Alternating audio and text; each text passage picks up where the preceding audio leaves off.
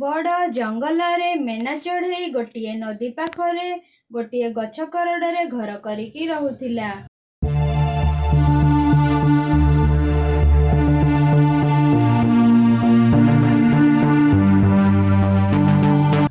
MENA ଚଢ଼େଇର କେହି ନଥିଲେ। MENA ଚଢ଼େଇ ଏକୁଟିଆ ମଧ୍ୟ ବହୁତ ଖୁସିରେ ରହୁଥିଲା।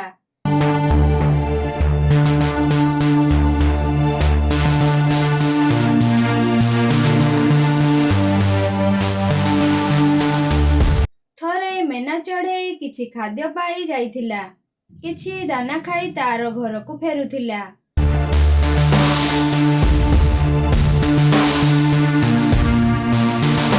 ଗୋଟିଏ ଶୁଆ କିଛି ଆଘାତ ପାଇ ତଳେ ପଡ଼ିଥିଲା।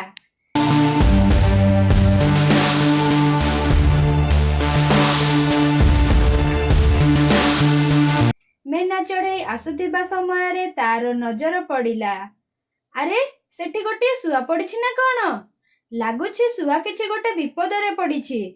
ମୁଁ ଶୁଆ ପାଖକୁ ଯାଏ।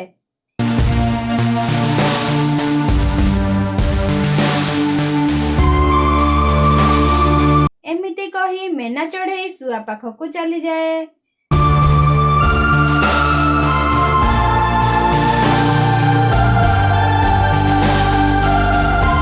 ମେନା ଚଢ଼େଇ ଶୁଆ ପାଖରେ ପହଞ୍ଚି ଦେଖେ ଶୁଆର ଗୋଟିଏ ପଟୁ ତାର ଗୋଟିଏ ଡେଣା ନାହିଁ।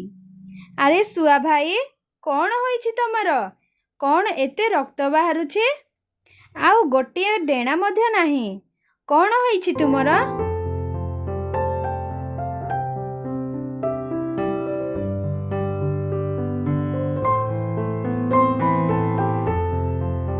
ତାହାପରେ ଶୁଆ କୁହେ, ମୁଁ ଆଜି ସକାଳୁ ସକାଳୁ ମୋର ସାଙ୍ଗମାନଙ୍କ ସହିତ ଖାଦ୍ୟ ପାଇଁ ଆସିଥିଲି। ଆମେ ସମସ୍ତେ ନଦୀ ଆରପଟକୁ ଖାଦ୍ୟ ପାଇଁ ଯାଇଥିଲୁ। ଖାଦ୍ୟ ମଧ୍ୟ ବହୁତ ଖାଇଲୁ।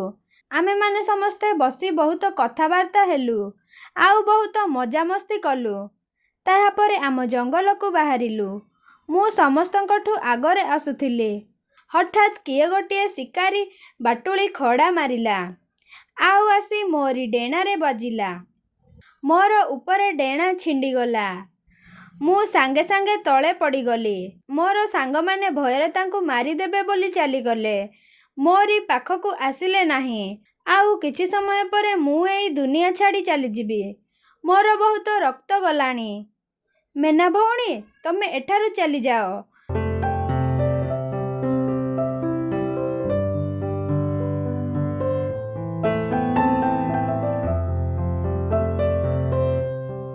ଯଦି ଶିକାରୀ ଏଇଠି କୋଉଠି ଥିବ, ତାହେଲେ ତମକୁ ମଧ୍ୟ ବାଟୁଳି ଖଡ଼ାରେ ମାରିଦେବ। ତମେ ଚାଲିଯାଅ ଏଠାରୁ। ମେନା ଚଢ଼େଇ ବହୁତ ସାହସର ସହିତ ଶୁଆକୁ କୁହେ, ଶୁଆ ଭାଇ, ମୋରି କଥା ଛାଡ଼। ଦେଖିବ, ତମର କିଛି ହେବନି। ମୁଁ ତମ ସାଥିରେ ଅଛି। ଚାଲ, ମୋରି ସାଥିରେ ମୁଁ ତମକୁ ଗୁଣ୍ଡୁଚି ଡକ୍ଟର ପାଖକୁ ନେଇଯିବି।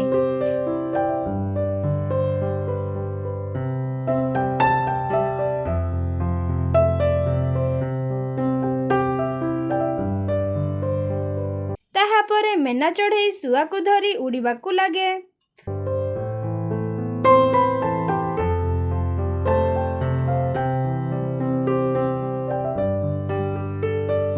ଉଡ଼ିକି ଯାଇ ଗୁଣ୍ଡୁଚି ପାଖରେ ପହଞ୍ଚିଲେ।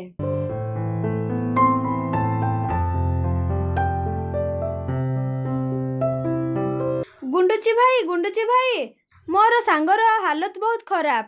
ତାଙ୍କର ଦେହରୁ ବହୁତ ରକ୍ତ ଗଲାଣି। ତାହାପରେ ଗୁଣ୍ଡୁଚି ଶୁଆକୁ ତାର ବେଡ୍ରେ ଶୁଆଏ।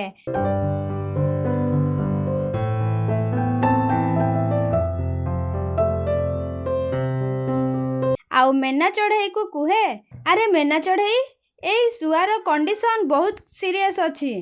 ଏବେ ଅର୍ଜେଣ୍ଟ ଗୋଟିଏ ବ୍ଲଡ୍ ଦରକାର। ମେନା ଚଢ଼େଇ ସାଙ୍ଗେ ସାଙ୍ଗେ କୁହେ, ଗୁଣ୍ଡୁଚି ଭାଇ, ମୋ ଦେହରୁ ବ୍ଲଡ୍ ନିଅ ଆଉ ମୋର ସାଙ୍ଗର ଦେହକୁ ଭଲ କରିଦିଅ।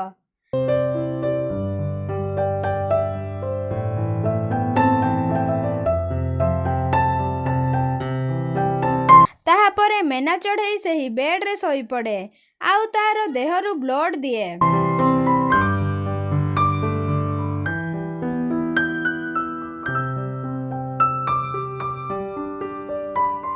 ତାହାପରେ ଗୁଣ୍ଡୁଚି ସେହି ବ୍ଲଡକୁ ଶୁଆ ଦେହରେ ଲଗାଇ ଦିଏ।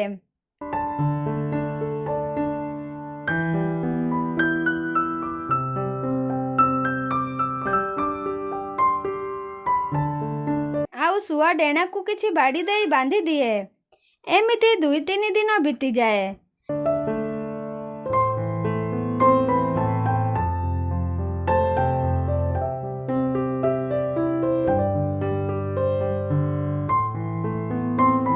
ତାହାପରେ ଶୁଆର ଚେତା ଫେରେ।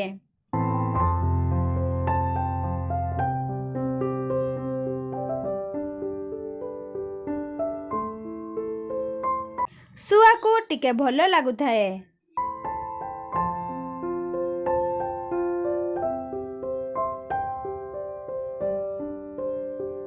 ମେନା ଚଢ଼େଇ ଆଉ ଗୁଣ୍ଡୁଚି ସେଠାରେ ବସିଥାନ୍ତି। ଶୁଆ ଗୁଣ୍ଡୁଚିକୁ ଧନ୍ୟବାଦ ଜଣାଏ। ତାହାପରେ ଗୁଣ୍ଡୁଚି କୁହେ, ଆରେ ଶୁଆ, ମୁଁ ମୋର କର୍ତ୍ତବ୍ୟ କରିଛି। କିନ୍ତୁ ମେନା ଚଢ଼େଇ ତାର ଦେହର ବ୍ଲଡ ତତେ ଦେଇଛି, ଆଉ ସିଏ ତାର ଘରକୁ ମଧ୍ୟ ଯାଇନି। ଏହି 2-3 ଦିନ ସିଏ ତୋର ପାଖରେ ବସିଛି, କିଛି ବି ଖାଇନାହିଁ।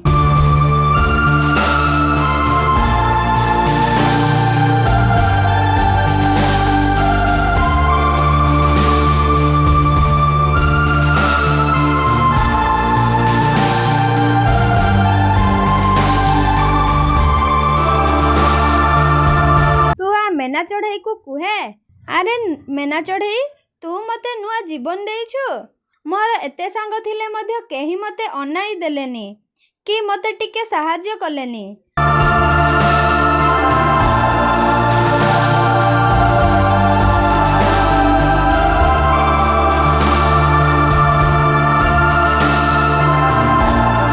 ତୁ ମୋତେ ଜାଣିନୁ କି ଚିହ୍ନିନୁ, ହେଲେ ତୁ ମୋରି ପାଇଁ ଏତେ କଲୁ, ଆଉ ମୋର ଜୀବନ ବଞ୍ଚାଇଲୁ।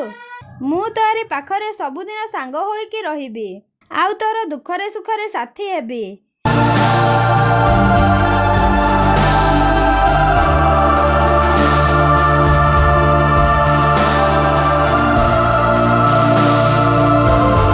ମେନା ଚଢ଼େଇ ବହୁତ ଖୁସି ହୁଏ।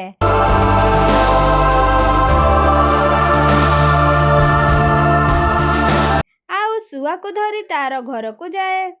ଶୁଆ ଆଉ ମେନା ଚଢ଼େଇ ବହୁତ ଖୁସିରେ ରହିଲେ। ଏହିପରି ନୂଆ ନୂଆ ଭିଡ଼ିଓ ଦେଖିବା ପାଇଁ ଆମ ଓଡ଼ିଆ କାର୍ଟୁନ ବାର୍ଡ଼ ଚ୍ୟାନେଲକୁ ଲାଇକ୍, ସବସ୍କ୍ରାଇବ୍ ଆଣ୍ଡ ସେୟାର କରନ୍ତୁ ଏବଂ ନୂଆ ନୂଆ ଭିଡ଼ିଓ ଦେଖୁଥାନ୍ତୁ।